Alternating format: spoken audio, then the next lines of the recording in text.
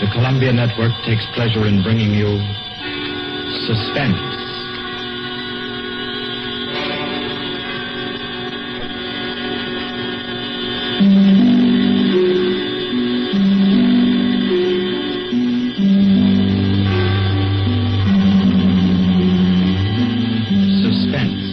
Columbia's parade of outstanding thrillers, produced and directed by William Spear and scored by Bernard Herrmann. The notable melodramas from stage and screen, fiction and radio, presented each week to bring you to the edge of your chair, to keep you in suspense.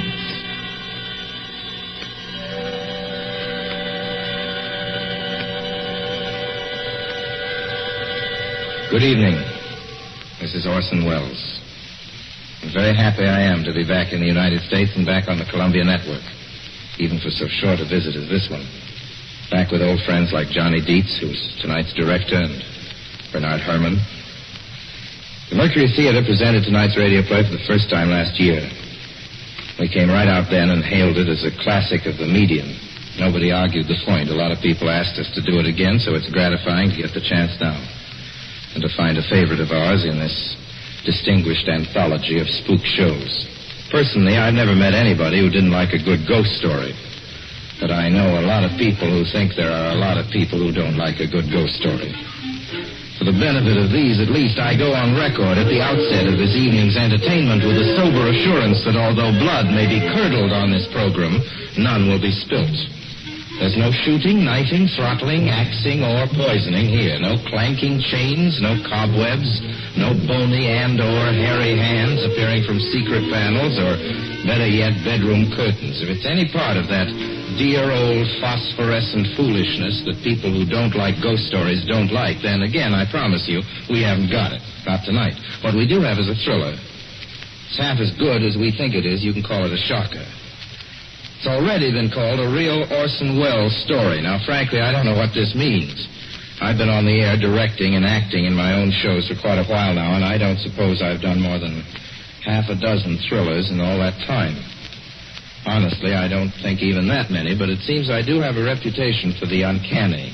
Quite possibly, a little escapade of mine involving a couple of planets, which shall be nameless, is responsible. Doesn't really matter. Don't think I disapprove of thrillers. I don't. A story doesn't have to appeal to the heart. It can also appeal to the spine. Sometimes you want your heart to be warmed, and sometimes you want your spine to tingle. The tingling, it's to be hoped, will be quite audible as you listen tonight to The Hitchhiker. That's the name of our story, The Hitchhiker.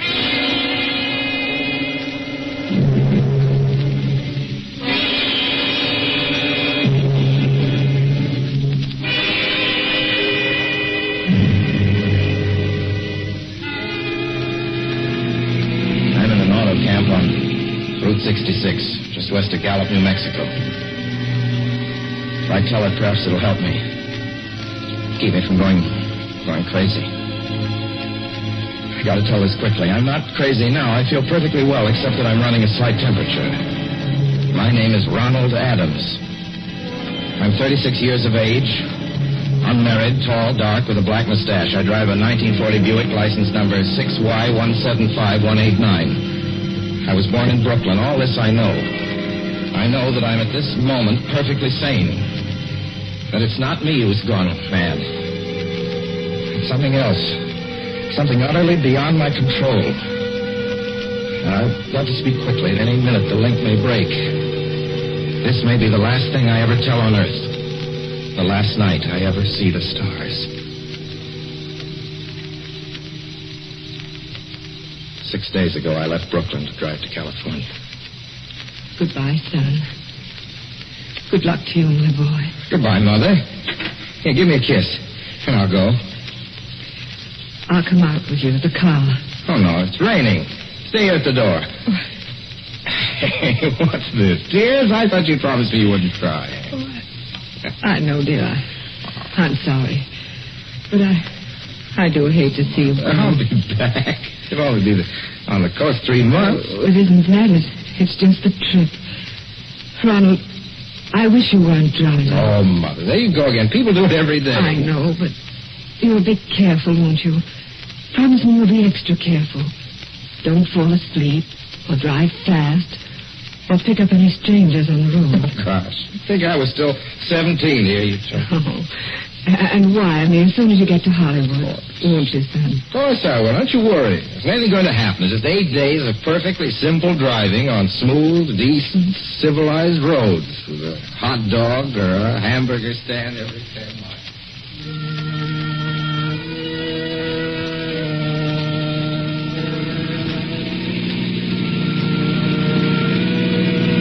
I was in fine spirits.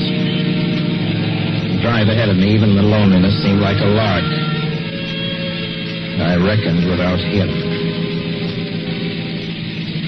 Crossing Brooklyn Bridge that morning in the rain, I saw a man leaning against the cables.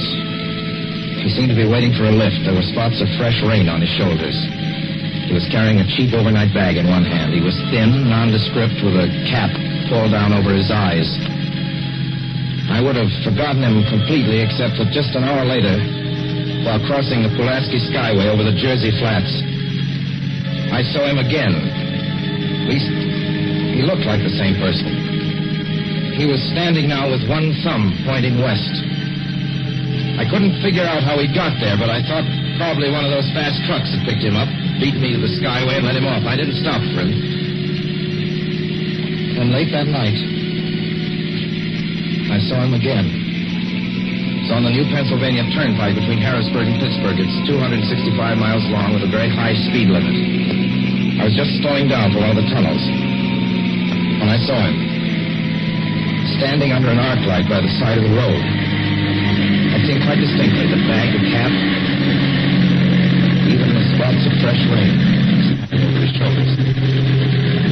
He hallooed at me this time. Stepped on the gas like a shot. It's lonely country to the Alleghenies, and I had no intention of stopping. Besides, the coincidences or whatever it was, even the Willie's. Stopped at the next gas station.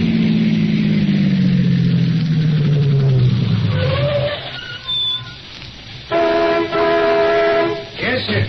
Fill her up. Certainly, sir. Check your oil, sir? No, thanks.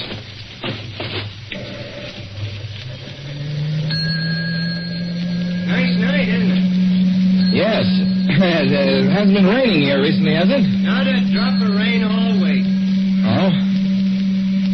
Oh, I suppose that hasn't done your business any harm. Oh, people drive through here all kinds of weather. Mostly business, you know. There aren't many pleasure cars out on the turnpike this season of the year. I suppose not. What about hitchhikers?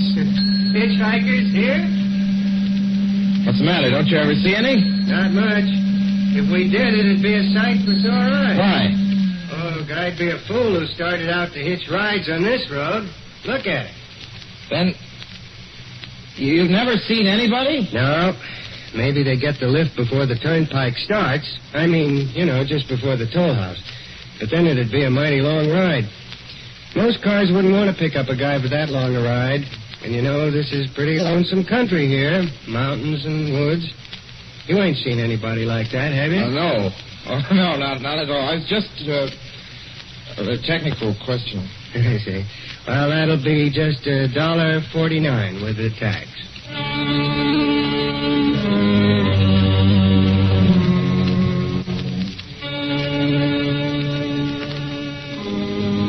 Gradually passed through my mind a sheer coincidence. I had a good night's sleep in Pittsburgh. I didn't think about the man all next day until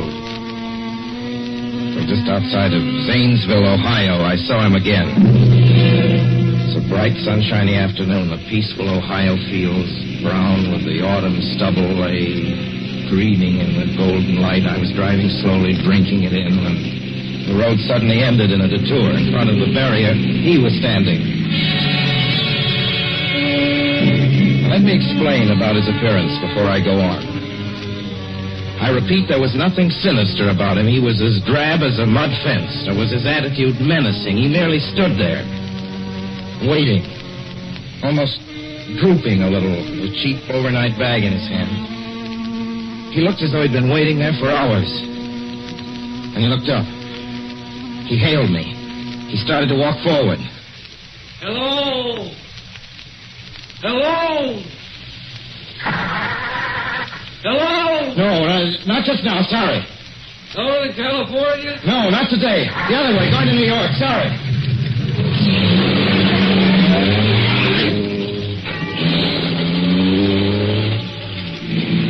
After I got the car back on the road again, I felt like a fool.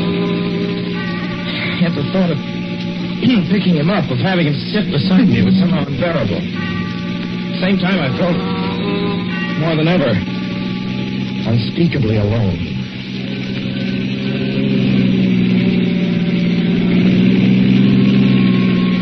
Hour after hour went by. Fields, the towns ticked off one by one. The light changed. I knew now that I was going to see him again. And though I dreaded the sight, I caught myself searching the side of the road, waiting for him to appear.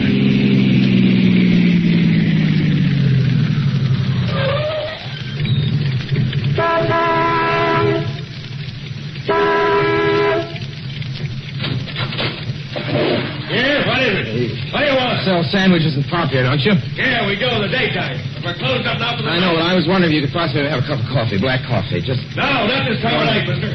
My wife's the cook. She's his man. Don't shut the door, please. Listen, just a minute ago...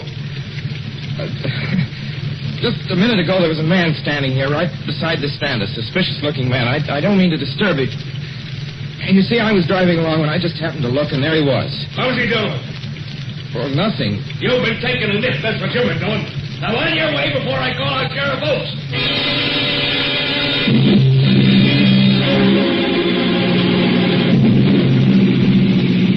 I got into the car again and drove on slowly. It's beginning to hate the car. If I could have found a place to stop, to rest a little. I was in the Ozark Mountains of Missouri now. Few resort places there were closed, only an occasional log cabin, seemingly deserted. That's all that broke the monotony of the wild, wooded landscape. I had seen him at that roadside stand. I knew I'd see him again. Maybe at the next turn of the road. I knew that when I saw him next, I would run him down.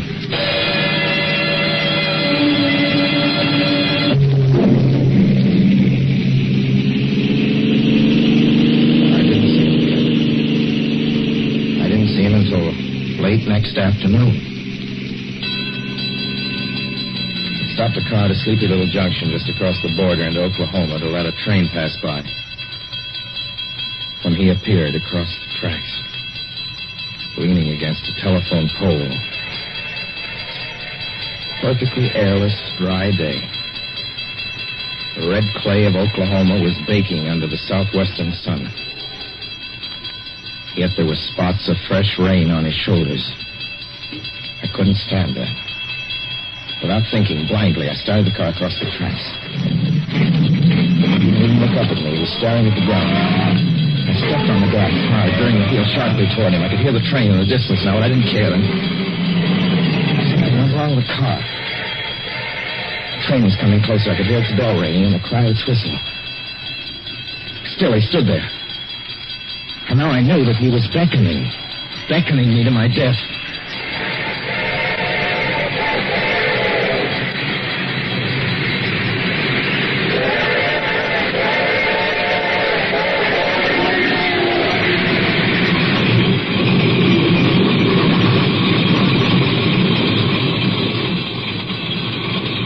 Well, I frustrated him that time. The starter worked at last. I managed to back up. When the train passed, he was gone. I was all alone in the hot, dry afternoon. After that, I knew I had to do something. I didn't know who this man was, or what he wanted of me. I only knew that from now on, I mustn't let myself alone on the road for 1 minute.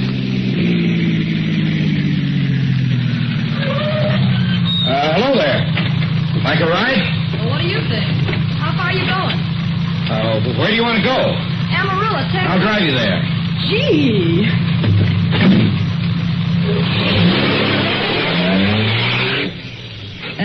You mind if I take off my shoes? My dogs are killing me. Go right ahead. Oh, gee, what a break You this is. hitchhike much? Sure, only it's tough sometimes in these great open spaces to get the break. I should think it would be, though. I'll bet you get a good pickup in a fast car. If you did, you could get places faster than, say, another person in another car, couldn't you? I don't get you. Well, take me, for instance. Suppose I'm driving across the country, say, at a nice, steady clip, about 45 miles an hour. Couldn't a girl like you just standing beside the road waiting for a lift beat me to town? Or any town, provided she got picked up every time in a car doing from 65 to 70 miles an hour? I don't know.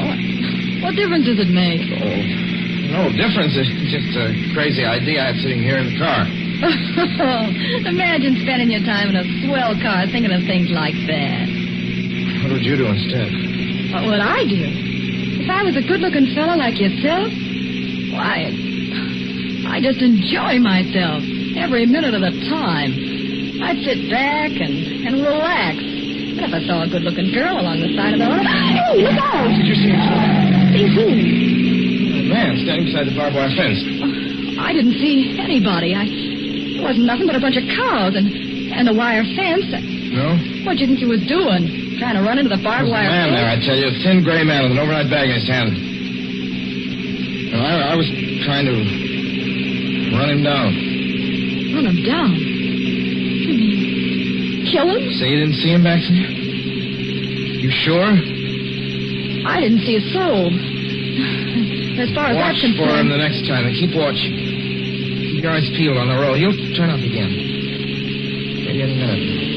There! Look there!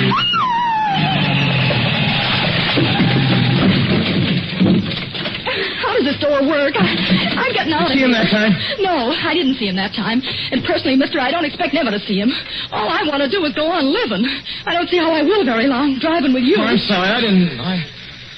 I don't know what came over me. Please don't go. So if you'll excuse me... You can't go. Listen, how would you like to go to California? I'll drive you to California. Seeing pink elephants all the way? No, thanks.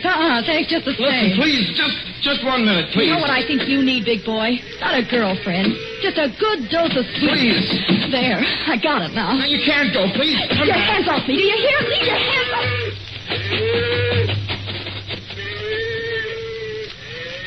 She ran from me.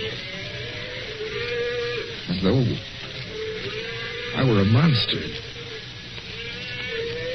few minutes later, I saw a passing truck pick her up. I knew then that I was utterly alone. It was in the heart of the great Texas prairies. There wasn't a car on the road after the truck went by. I tried to figure out what to do, how to get hold of myself. If I could find a place to rest, or even if I could sleep right here in the car for a few hours along the side of the road. I was getting my winter overcoat out of the back seat to use as a blanket when I saw him coming toward me, emerging from the herd of moving steer. Hello?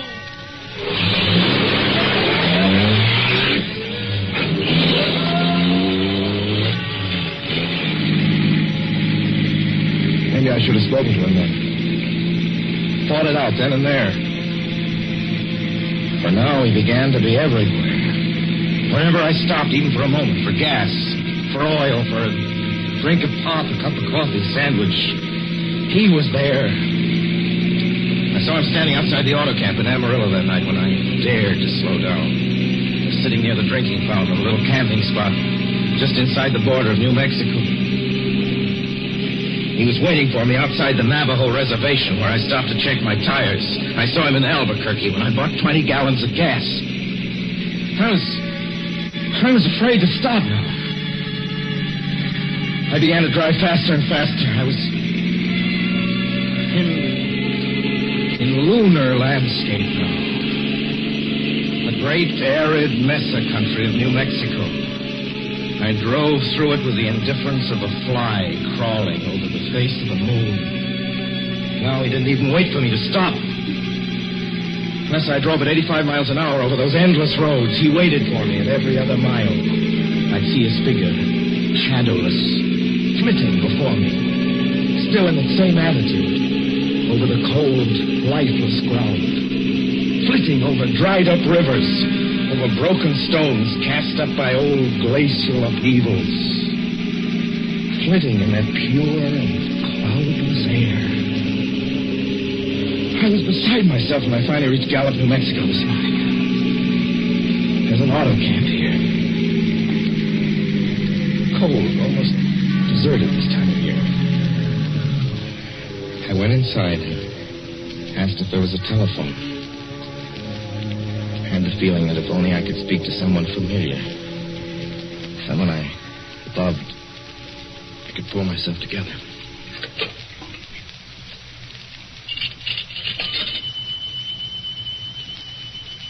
Your call, please. Long distance. Long distance, certainly. This is long distance. I'd like to put in a call to my home in Brooklyn, New York. I'm Ronald Adams. The number is Beechwood 200828. Certainly, I will try to get it for you.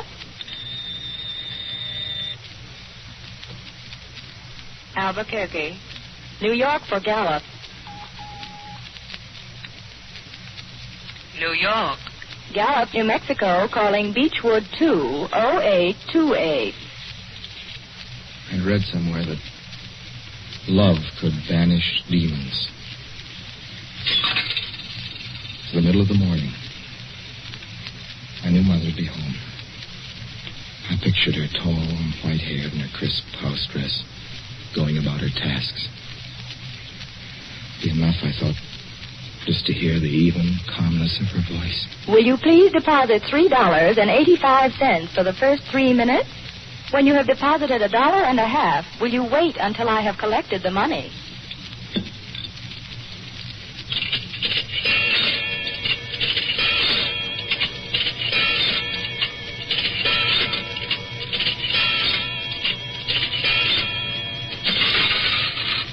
All right, deposit another $1.50.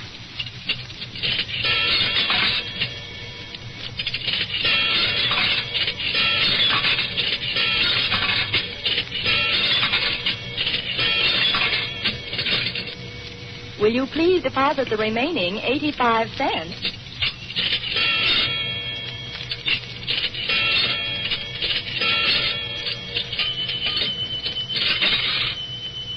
Ready with Brooklyn. Go ahead, please. Hello? Mrs. Adams' residence. Hello, Mother? This is Mrs. Adams' residence.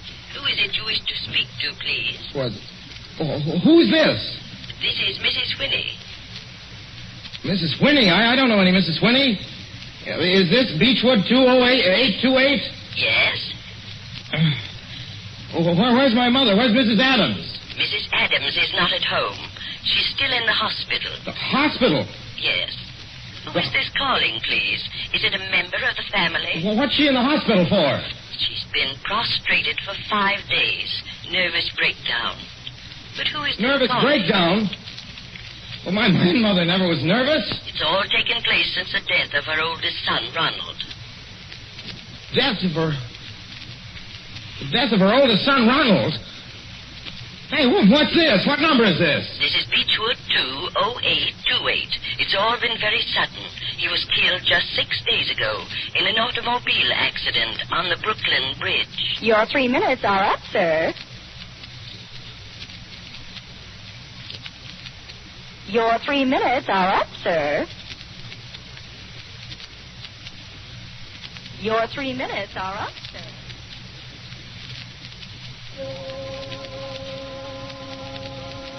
And so I'm sitting here in this deserted auto camp in Gallup, New Mexico. I'm trying to think. Trying to get hold of myself. Otherwise, I'm going to go crazy. Outside, it's night. The vast, soulless night of New Mexico. 1,000,000 stars are in the sky. Ahead of me stretch 1,000 miles of empty mesa. Mountains, prairies, desert. Somewhere among them, he's waiting for me.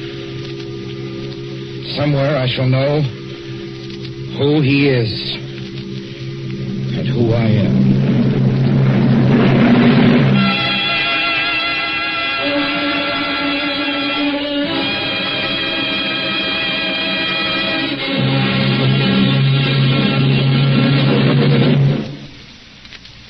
So ends The Hitchhiker, and to Orson Welles our considerable thanks for his playing of the title role.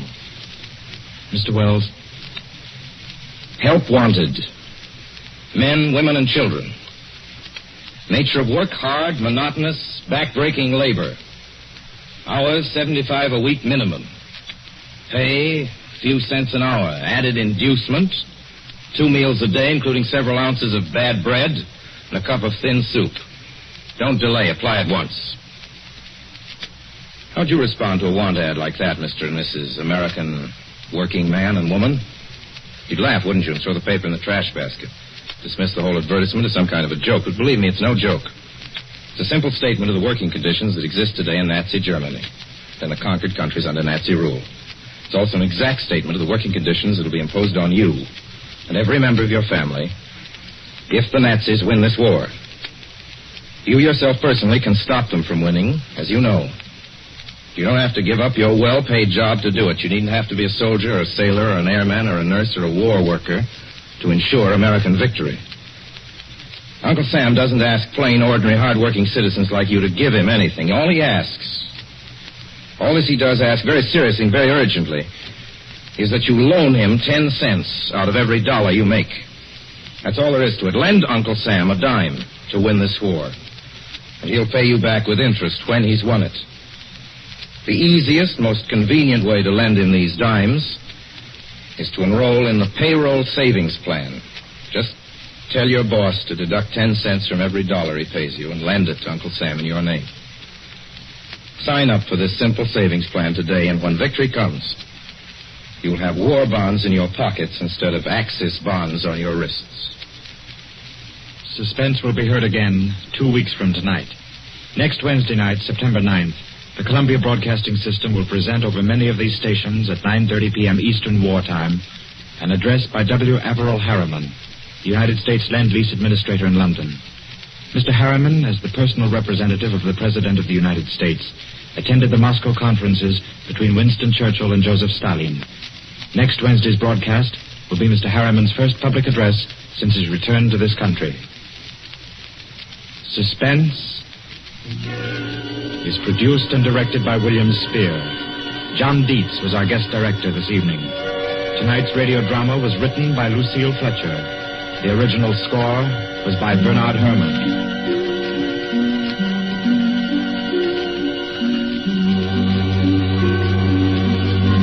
This is the Columbia Broadcasting System.